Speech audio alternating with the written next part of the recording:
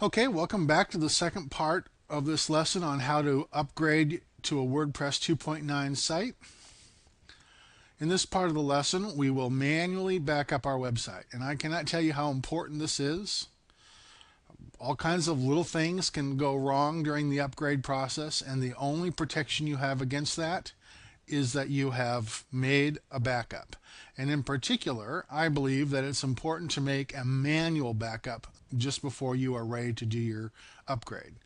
So some of you may have a plugin on your site, like I do here, that does automatic backups for you. I use WordPress Easy Backup, and that does make automatic backups on your schedule. However, it is much easier to fix your site with a manual backup than it is to fix your site with an automatic backup. So besides that, manual backup is fail-safe, and an automatic backup probably is fine, but when you're doing something as potentially destructive as upgrading, I think it's absolutely essential to do a manual backup.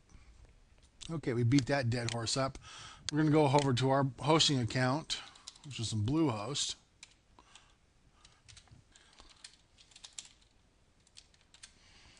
And log into the control panel.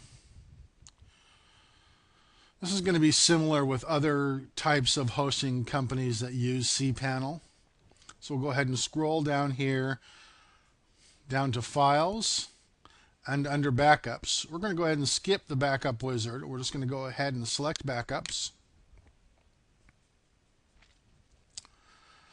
We are not going to use this full backup system because this full backup system is not something you can back up from.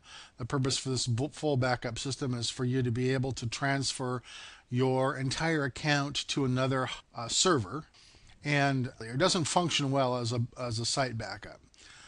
The same thing is true with these system backups. Not quite the same thing, but nevertheless, these system backups may or may not have everything that you need backed up, and you can tell that today is the 3rd of January, and yet my latest system backup was on the 30th of December.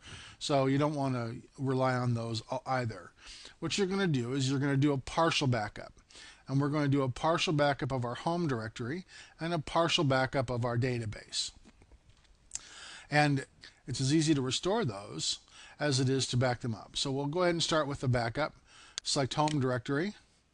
And you can see right down here that backup file is downloading to my local machine.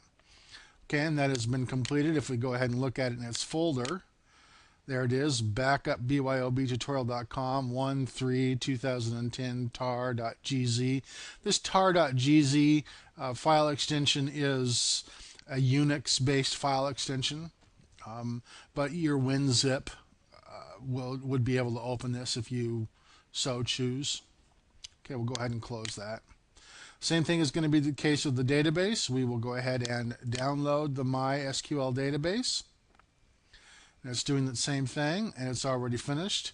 So wrdl.sql.gz, that is the backup of that. And that's the end of the backup. Now, I do have a much more extensive discussion of this topic in lesson 14 of the Build Your Own Business Website tutorial series.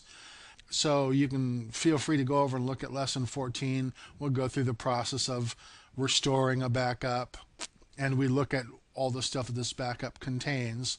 But for the purpose of this upgrading process, as long as you have this backup and you know where you can go look on my website to figure out how to restore the backup, I think you'll be fine. Okay, so that wraps up the second part of this lesson on how to back up your website.